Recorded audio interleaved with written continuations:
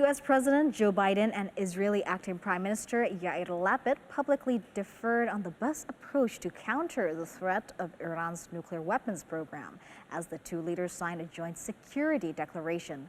VOA's White House Bureau Chief Patsy Widakuswara is traveling with the president, and she has this report from Jerusalem.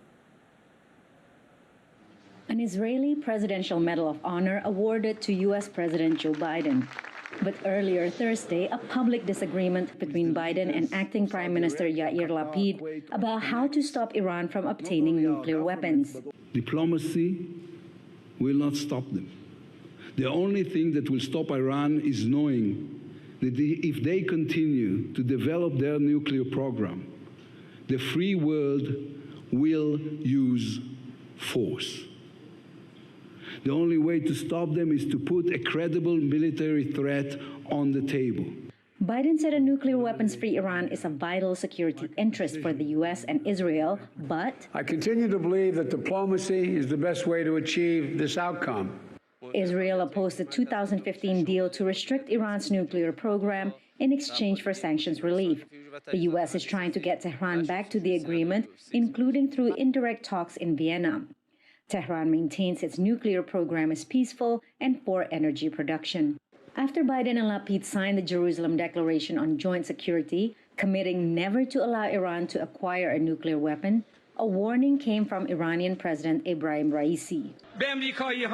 I tell the Americans and their regional allies that the Iranian nation will not accept any crisis or insecurity in the region, and that any mistake made in this region will be met with a harsh and regrettable response.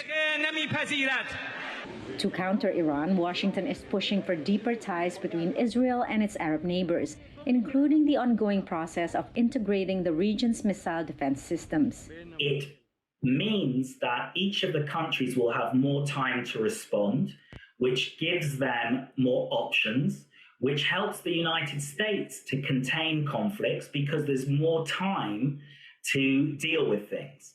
Also Thursday, Biden and Lapid joined a virtual summit of the I2U2, a new partnership between India, Israel, the United Arab Emirates, and the U.S. to address food security and clean energy. Biden met American Jewish athletes at the Maccabiah Games, and he will meet Palestinian leaders Friday before he heads to Jeddah, Saudi Arabia.